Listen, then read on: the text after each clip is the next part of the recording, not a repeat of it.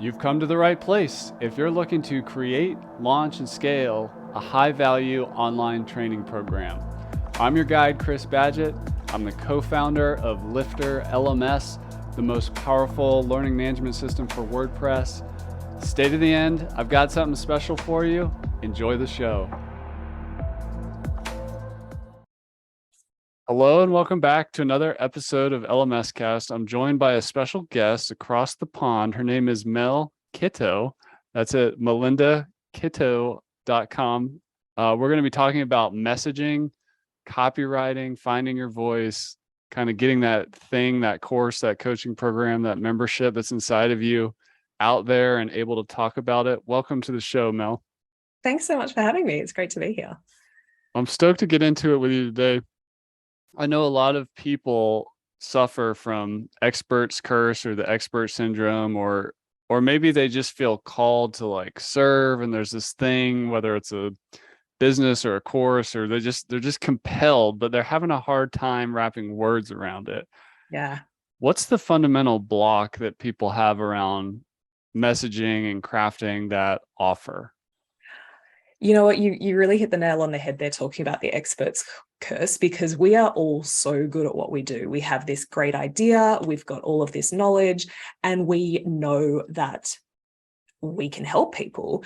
And so we are so focused on our expertise, on that knowledge. And a lot of people are thinking, well, if I just tell people about everything that I know, or just tell people how amazing this course is, then of course they're going to want to buy it because it's amazing.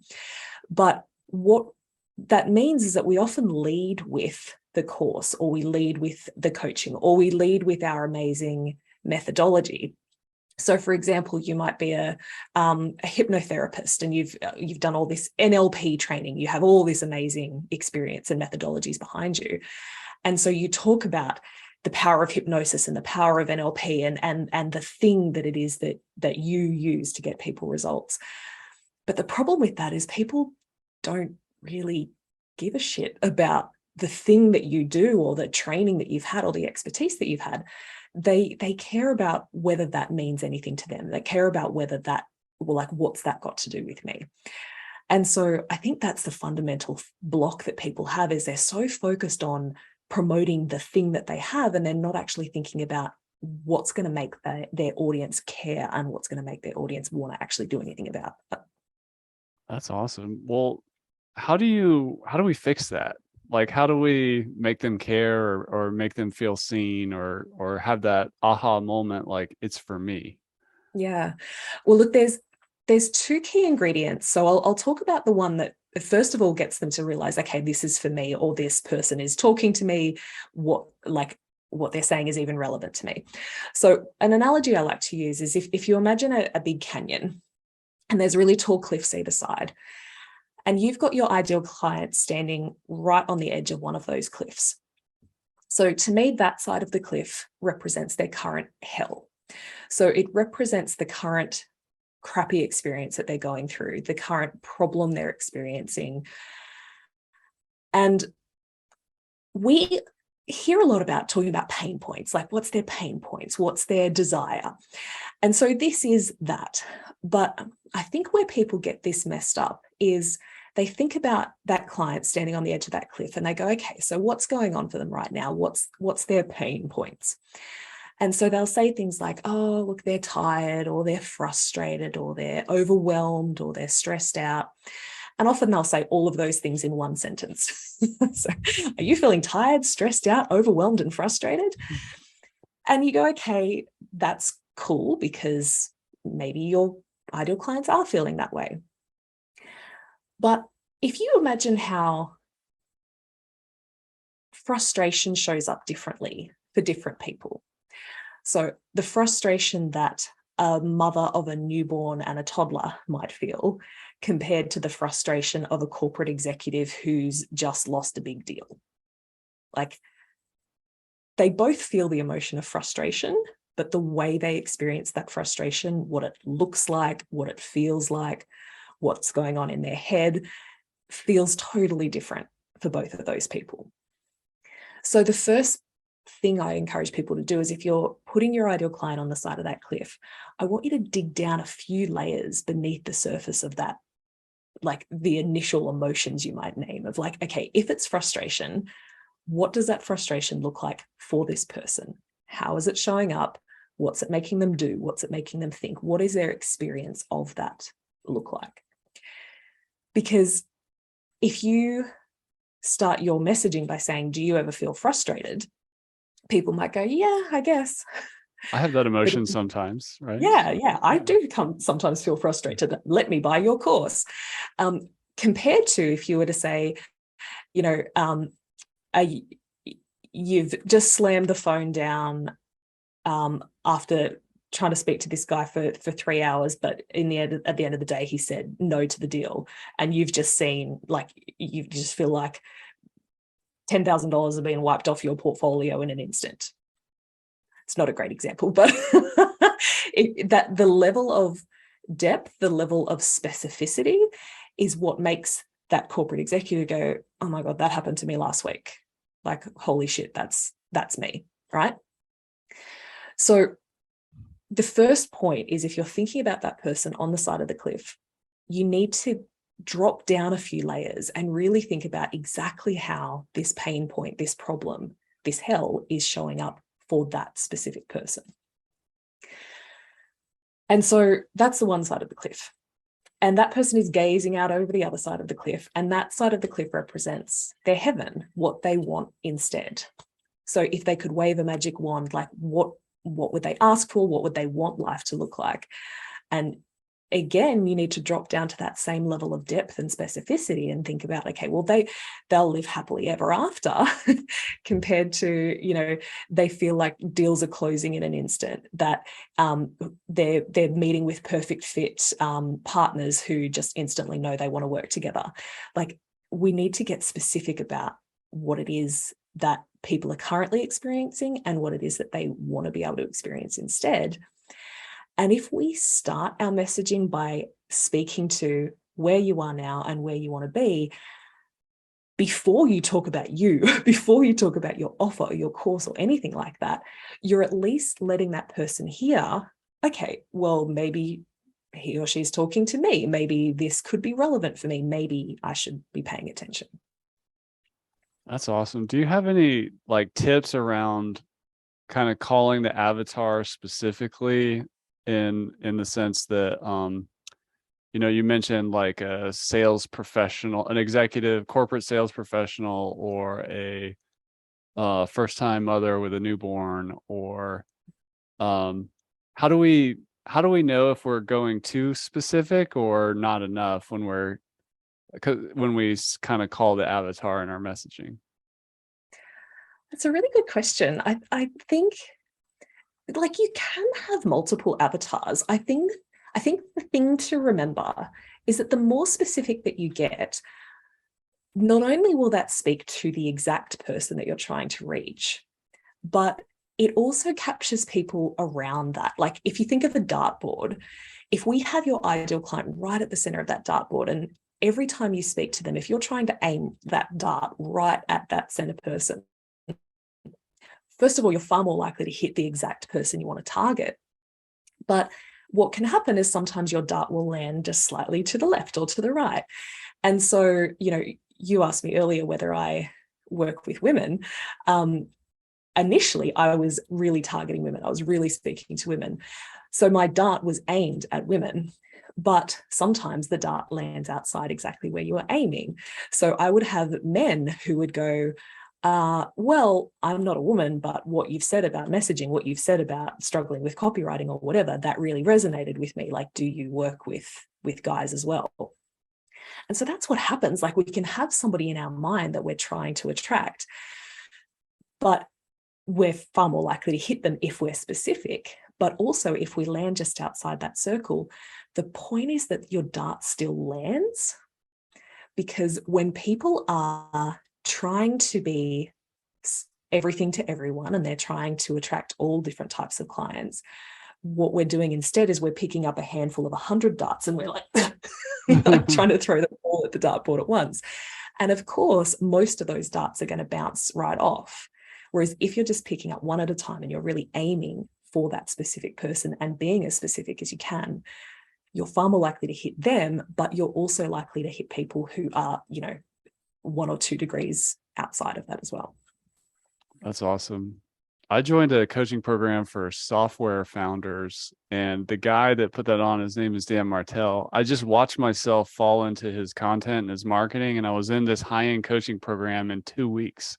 And then I stayed in there for 2 years. But not only was the marketing and the product was really for exactly my type of business, and even certain niches within software. I've been on the receiving end of really good messaging and product, and it works. It really And works. the creepy, spooky thing about this is it often actually doesn't matter what you're selling.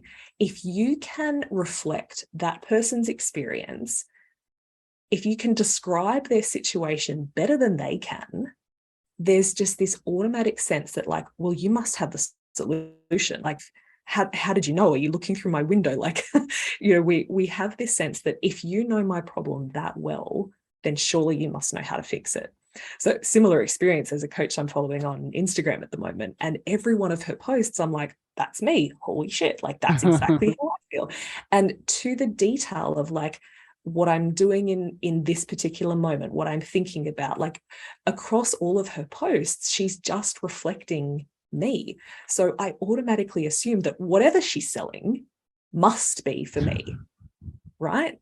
Yeah, that's awesome. Well, if somebody's let's say less crystallized, they're an expert, or they're thinking about getting into this kind of line of work, where do they start? And maybe let's pull it back even. Maybe they haven't even decided where to focus on for their niche, because they're a little stuck there. Maybe they have like a professional background, but then they have some personal thing they're super happy about. Like, I know it's a little bit of a chicken and egg problem of like your niche and the messaging and what's best for you as a person. Like, help us at that very fragile early moment. Yeah. That can often be a problem when you do have this expertise, but it's like, okay, who would I sell this to? Who's going to want this? So a lot of this is about, okay, well, how do we position that thing as a purchasable, profitable offer? So if you're thinking about how to, whether it's niche down or choose a target audience, the first thing I would say is it's a great place to start.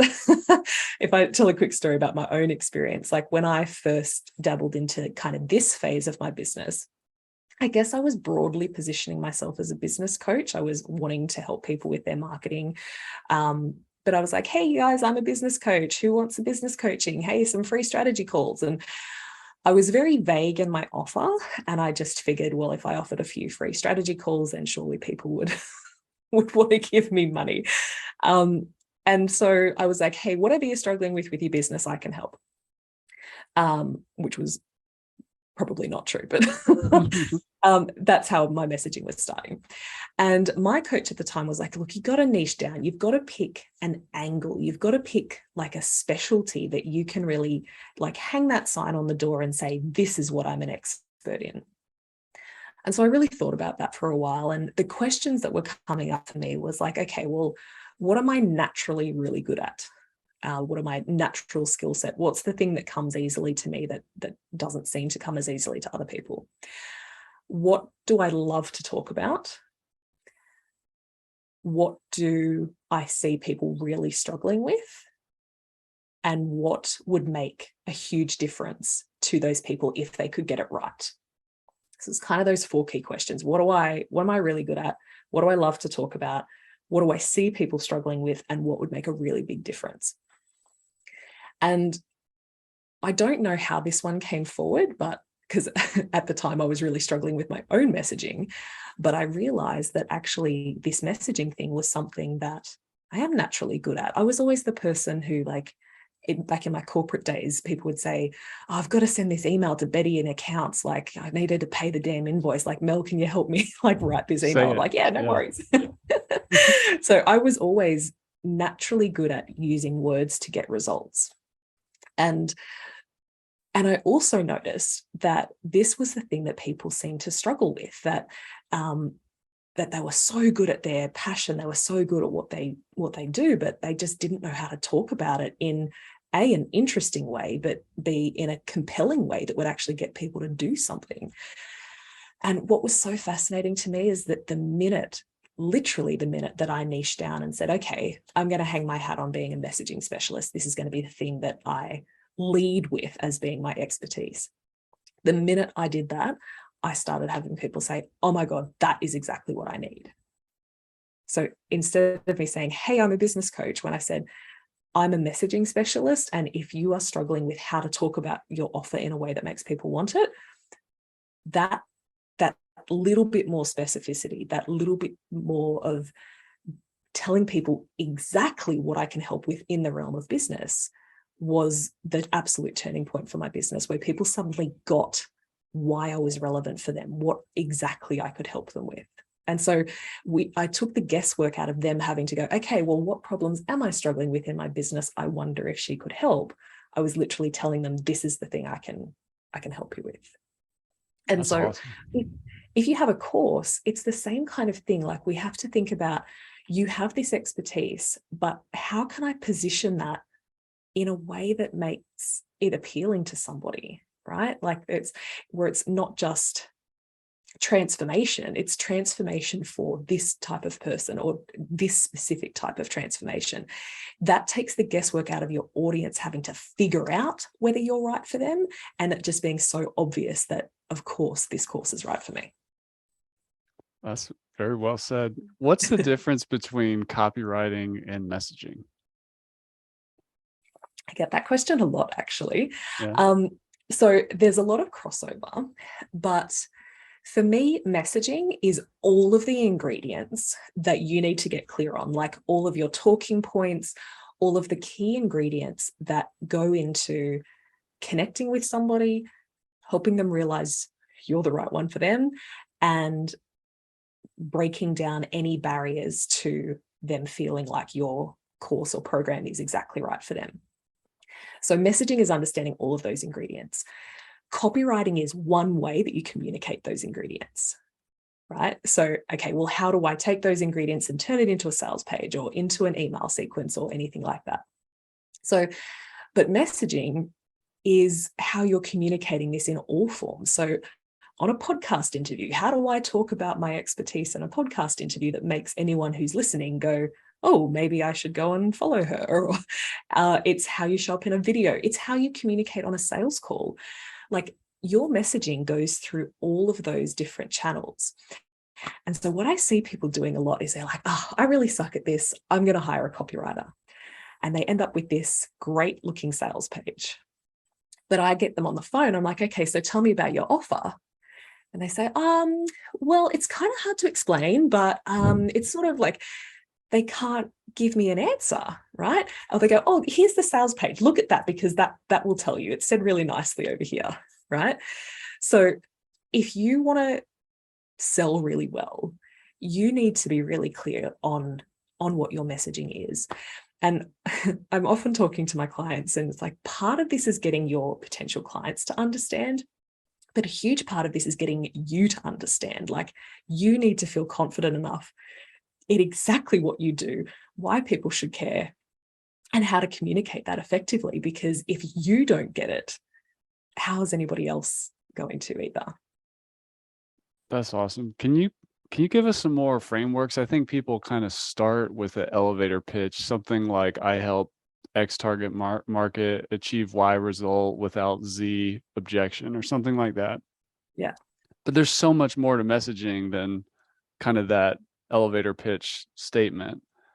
And I know, like, like in design work, we have something like a style guide, or we have like these resources to kind of capture all the key ingredients for like a brand, as an example. How do we Yeah. do that with messaging and get it all together in one place? And what are all those pieces? Yeah. Well, look, there's a few pieces. So I have a tool that we use for our coaching clients. We call it the messaging manifesto. And it's Cool. really about collecting those different ingredients and thinking about, See, messaging for me, it's telling a story. It's telling a narrative. It's thinking about, okay, for that first point of contact, how do I reach that person through the internet and get them to pay attention to me in the first place? But then how do I take them on a bit of a journey where this story is unfolding as we go and they're getting this bit of information and then this realization and then this perspective shift. So we like to let that journey unfold. And so there's a number of ingredients along the way. So part of it is that hell and the heaven that I talked about. But if we go back to that cliff analogy, if they're on this side of the cliff and they want to get over to this side, your offer or your course has to be the bridge between the two, right? Your offer has to be the thing that will take them from where they are to where they want to be. But one of the key things that like I said, there's a number of ingredients, but one of the key ingredients that I see is missing for a lot of people is that there are a number of bridges that this person could potentially cross to get to the other side. Right. So if I use a really like simple analogy of weight loss, right? If I'm currently overweight and struggling in my body and I really want to be this fit, healthy, toned, amazing, strong person, if I'm standing on that cliff, how many different bridges are available to me? There's the diet pills and the shakes and the keto diet and the whatever else diet or the mindset work, right? And so let's say you're the mindset person and you know the only way for that person to lose weight is if they can get their mindset right. You are one of many bridges. And we need to think about, okay, well, what bridges, what pathways is that, what solutions are your people already looking at? What do they think they need to do to get from this side to that side, right? So this person might be thinking, oh, look, I just need to be in calorie deficit. And you're like, yeah, great, but how long is that going to last, right? We need to think about what is this person currently bought into, at least mentally? What do they believe? What do they think it takes? What do they think they need to do to accomplish that result? And if what they think they need is not what we know they actually need, a big part of your messaging is shifting that perspective, is shifting those beliefs. Because if that person currently believes that the only way to lose weight is this bridge, and you're over here going, but if you don't get your mindset right, they are never going to buy your offer. They are never going to even look your way. So how do you do that where you meet them where they are, but help through your messaging a shift in worldview or outlook happen? Yeah, look, it's just pretty easy, right? You just say, hey, just think about it this way. I mean, so the first part is to meet them where they are in their current health. So we do need to speak to their current experience. But then we need to use your messaging and your content to start to chip away at that. And I want to be clear that we need to think about where we're having these conversations, right? Because we can't communicate all of this in one Instagram post. So sometimes we need to capture people's attention and say, I'm going to teach you the secret to weight loss that actually lasts so you can get off the yo-yo diet roller coaster. So we need to pull people in with what they're actually desiring. But maybe in a webinar, maybe in a workshop or something where you have a bit more time and space to explain, you can talk about these are the beliefs that you're currently like hooked into. And here's why that thinking is getting you nowhere. Here's why that thinking is getting you these results consistently. But if we think about it this way, can you see how that makes sense? And what we're trying to do there is really help them see, oh, like no wonder, like that makes so much sense. No wonder I haven't been getting those results. But what you're talking about, of course, like that feels right. It makes sense, right? So I'll give you a quick little example. I actually have a client who is in a really interesting niche. She works with early childhood educators, so in preschools and things like that. And she teaches them how to run really fun and engaging music lessons. And she has a program where people can purchase that. And this woman runs such amazing workshops, such amazing webinars where she's super high vibe. She gives so much value, so much content, and she really blows people away in those workshops. but they weren't converting as well as she wanted them to. People weren't moving on to the next step. She was getting so much amazing feedback about the webinar, but people weren't necessarily taking the next step. And so we talked about this idea of beliefs, like what are your audience currently believing? What are the myths or the mistaken beliefs that they are caught up in that is preventing them from moving forward? And we thought about it for a while, and she realized like one of the reasons why people don't buy or worry about buying is because they think, well, I'm not a very good singer. And to be able to run a really good music program, I need to be a good singer. So they'd be the kind of teacher that always palms off the music lesson to the one teacher in the room who can hold a tune. So if we think about that person, it wouldn't matter how high vibe she was as a presenter, how much value, how many teaching points, how blown away she could make that student. They would never buy the next thing because they believe I'm not a good singer, therefore there's no point me doing the next thing. So part of her webinar needed to be talking about how your singing voice doesn't actually matter. We're dealing with 3 and 4-year-olds here. They don't care about perfect pitch. They care about whether they're having a good time. So part of her webinar had to be breaking down that belief that people had and showing them that this is a different way of seeing things. And when you see it this way, can you see how actually, because you're the happiest and brightest face in the room, you're going to capture their attention no matter how good your singing voice is, right? But if she doesn't overcome that belief, if she doesn't shift that perspective, that person who could be their biggest fan will still not buy. And that's what you're saying is often missing in our messaging is Absolutely. that we're not meeting people where they are, and we're not acknowledging that there are other bridges around that. Yeah. Or we're just not taking the time. We're just hoping that, but surely they'll see why mine is better. No, they won't. Like they've got their attention fixed on this part. That is what they think is the result.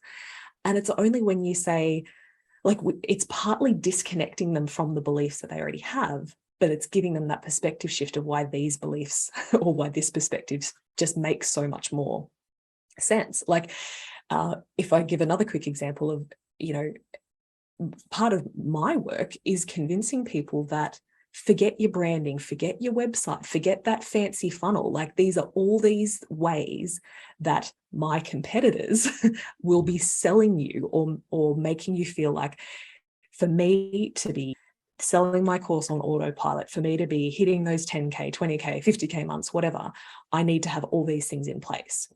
I need to say, actually, none of that matters. If you can't answer the question, why should I buy your course? That's why I was really excited to talk to you, because I think the offer is so fundamental and so often overlooked, which includes a lot of the core messaging and avatar work. Exactly. What do you say to people that are crafting their messaging? And we've kind of touched on it in that there's multiple bridges, but sometimes these experts or aspiring coaches feel like the market is too crowded. Who am I to compete with this famous person or something like that? How do you help somebody find their messaging in a way that's authentic to them so that they can kind of shed that belief that it's already all been done before, there's just too many people in this niche already? How can you help those people?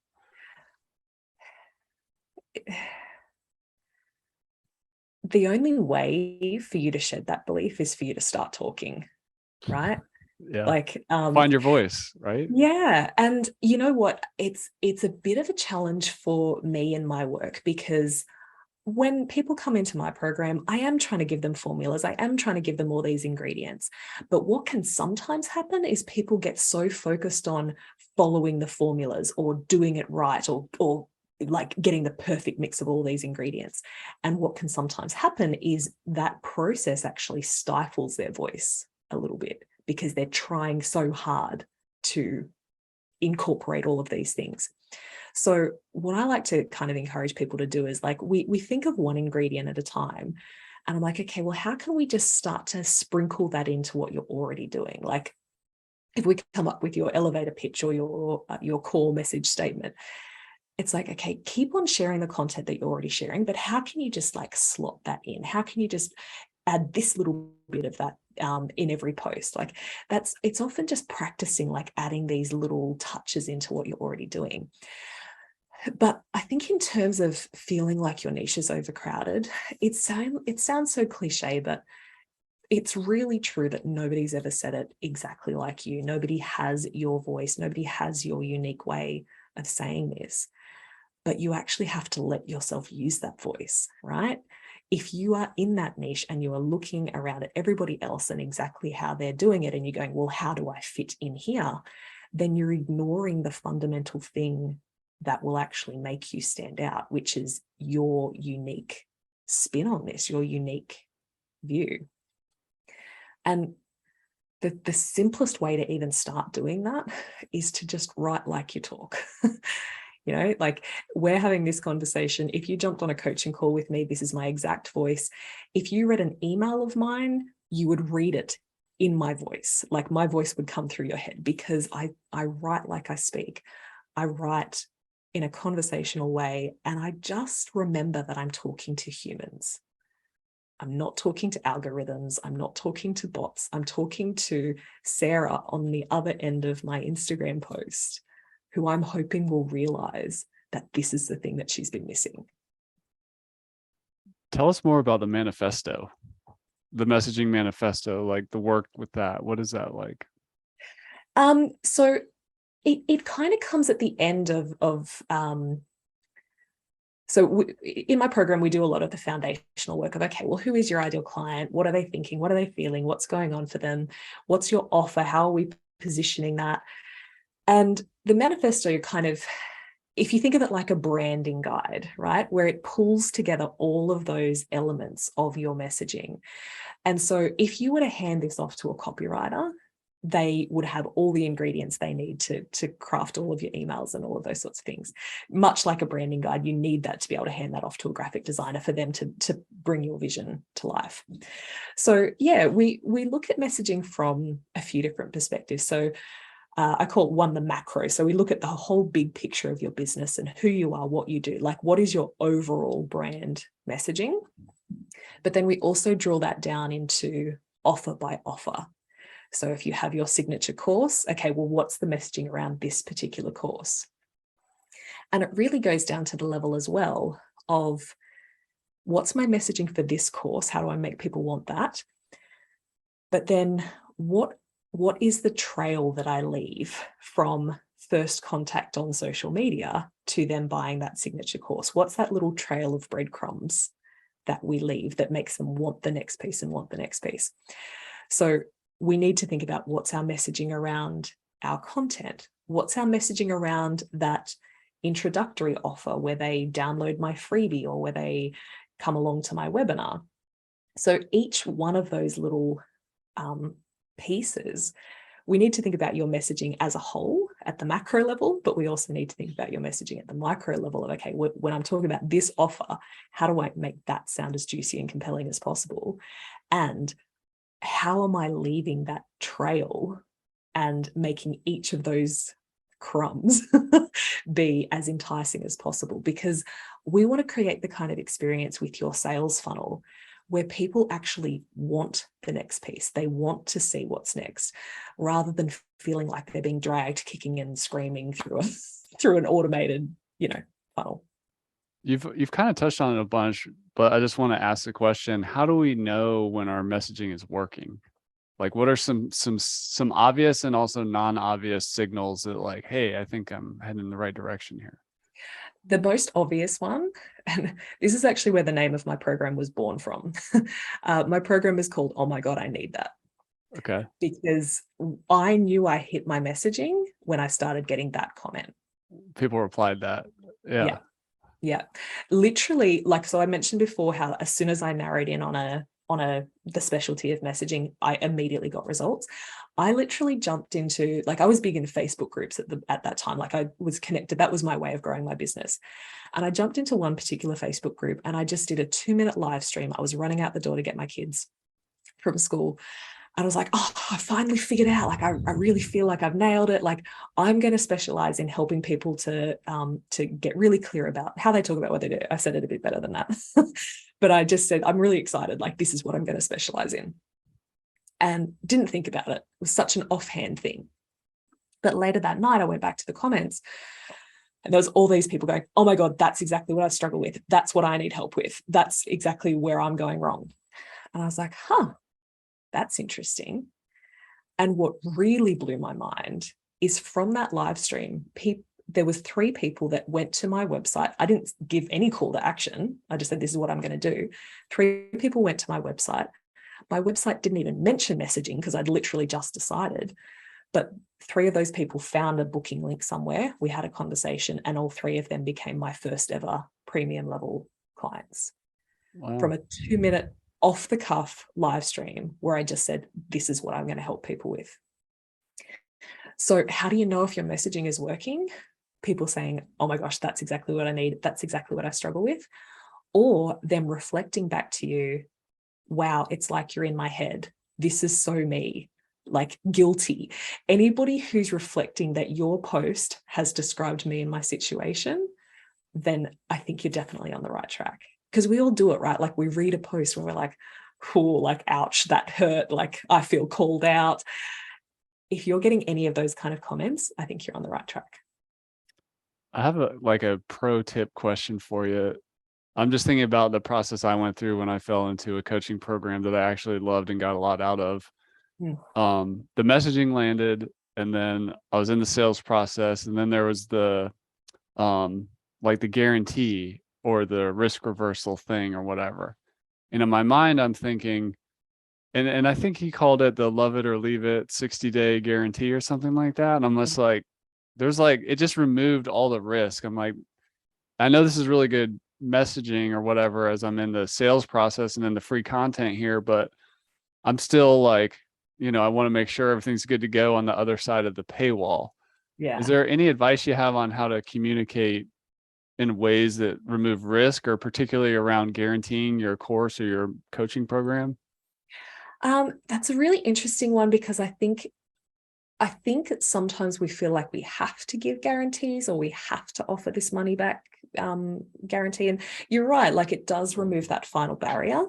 I personally am in a different camp that I don't offer that kind of guarantee, because that's after a little bit of experience that some people will come in and not do anything with my program, and it doesn't necessarily reflect the quality of the program or their ability to get those results. Sometimes people go, oh shit, this is a bit hard. So I need to come at that from a different perspective. So you can obviously offer something like that, but you might not want to do that, and that's perfectly fine as well. But we do need to think about, what are their objections going to be? And if I just go, oh well, just buy it, and if you don't like it, sorry, to like, then I'm of course I'm going to leave people with that fear, which is probably going to stop them from buying. So I need to think about, what objections are they going to have? What concerns or fears are going to come up for them as they're thinking about this? And how can I build in, that's one of the messaging ingredients as well. How am I going to build in addressing those objections into my messaging, into my communications, so that they can feel really good about making this decision, whether or not there's a guarantee? So we try to preempt people's objections. And there's a few ways that you can approach that. Either you can think about, okay, is there a way that I can see this objection around so that it's actually seen as a positive? Like, again, this is another perspective shift. Is there something you might be worried about, which I can actually show you this could be a positive if you see it in a different way? A simple example was, I have a client who, one of his objections was, people worry that I'm not the right coach for them if I don't have their specific industry experience. So that could be an objection, but a different way that you could see that is, well, I'm not tied into all the rules and restrictions or the limited thinking that you might have from that industry. I'm bringing experience from other industries, so maybe I can give you a whole new perspective you've never thought of before, right? So sometimes it might just be shifting their perspective.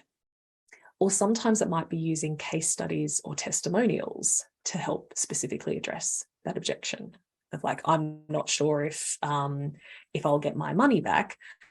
Well, here's a case study from somebody who had that exact concern, and these are the specific things that they did, and this was the result they were able to get.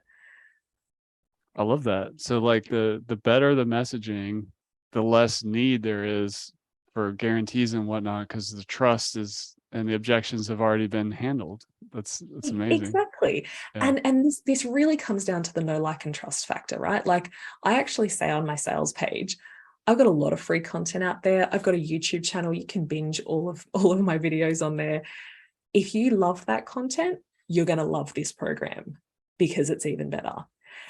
And that's like, maybe I would make more sales if I had a money back guarantee, but I like to stand behind the integrity and the content and the value that I provide before the paywall, and trust that the right people, like I'm so much a gut instinct type of person. I trust that the right people will see me and go, she's the one I need to work with. And then that does a lot of the selling for me. That's awesome. Can you describe somebody who's like kind of at a perfect fit to be ready to do this messaging work? What's their life like at the moment they become a perfect fit for what you offer? I mean, the perfect fit is somebody who is just starting and they want to get everything right from the get-go. So they're not trying to clean up anything that's gone wrong. They're like, I no, want, actually, yeah, that's not the case at all, right? Because yeah, in a perfect world, somebody right at the start of the journey would realize they need somebody like me, and they would speak to me before they do anything else, right? But we right. don't live in a perfect world.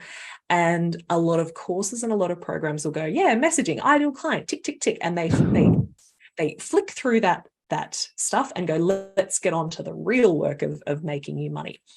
So often my clients are the ones who need a bit of a cleanup, who have been at this for a while, who have tried launching that course, who have built out their course funnel, who have been doing sales calls left, right, and center. And look, they're probably getting results. They're probably doing okay, but they just know either I could be getting a hell of a lot better results from this funnel or from these sales calls. Like, there's something that's just not working as well as it could. Or they just feel like they're this robotic, salesy version, that they're following all these formulas and they just don't feel like it's them. They don't feel like it's their own voice coming through. So often people are coming to me when they've been at this for a little while and they just know they're not hitting the mark. They just know that their messaging isn't as powerful or effective as it could be. And they're like, how do I say this? And I guess my zone of genius is going, well, what if you just said it like this? And like, damn it, like, why didn't I think of that? Like, because it's often quite simple, but if we just like shift the lens that little bit, that's what makes your messaging finally land. And it's that simple tweak between, oh yeah, I guess that sounds cool, to, oh my gosh, that is exactly what I've been looking for. That's awesome. What is the besides like getting a more functioning business with like clients coming in or leads or customers or sales, what are some of the other kind of ancillary benefits of having good messaging? Oh, you can just start having a lot more fun. Yeah. Like, I can have so much more fun with my content, and I can add in my sarcastic humor and be myself, and I can do silly reels and whatever else it is, because I know at the end of the day, I know what I need to communicate. I know when to slip in this little ingredient or this little ingredient. So I think you can just relax, because like, you don't have to worry about every element of your strategy being perfectly executed. You can just open your mouth and right people will go, oh, that's what I need. So like, we can simplify things. We don't have to have like a 50-piece orchestra to sell your course. We can just like start having conversations with people, and they say, what do you do? And you answer and they go, wow, that's exactly what I need. Like, we just simplify all of it so that you can relax, just open your mouth and let the results come through. I'm oversimplifying it there, because obviously there's work and there's strategy and execution and all that kind of thing. But like, the real ancillary benefit of getting this right is that you can trust that you know what you're talking about and that the right people will hear it and realize you're exactly what they've been looking for. That's awesome. That's Melinda Kitto. It's melindakitto.com. The offer, the messaging is fundamental to being successful as a course creator or coach. Thanks for shining the light today on all this amazing foundational messaging stuff, which is so important. Where can the good people connect with you? What are the best ways for people looking to start with or clean up their messaging to engage with you? Yeah, absolutely. Well, you can head to my website, which is melindakitto.com. It's Kitto. You can also find me on YouTube. That's a really great place to start because, like I said, there's a few videos on there that you can binge watch. So we talk more in detail about some of the foundations of your messaging and copywriting, and there's just plenty on there that you can have a look at. So they're probably the best ways to follow and see more about what I do. But of course, if this kind of is resonating with you, then feel free to reach out on Instagram at Melinda Kitto, and you can send me a DM, and happy to help you like craft that foundation of your messaging. So feel free to reach out. Thanks, Melinda. We really appreciate it. Thanks for having me so much. It's been great. And that's a wrap for this episode of LMS Cast. Did you enjoy that episode? Tell your friends and be sure to subscribe so you don't miss the next episode. And I've got a gift for you over at LifterLMS.com/gift. Go to LifterLMS.com/gift. Keep learning, keep taking action, and I'll see you in the next episode.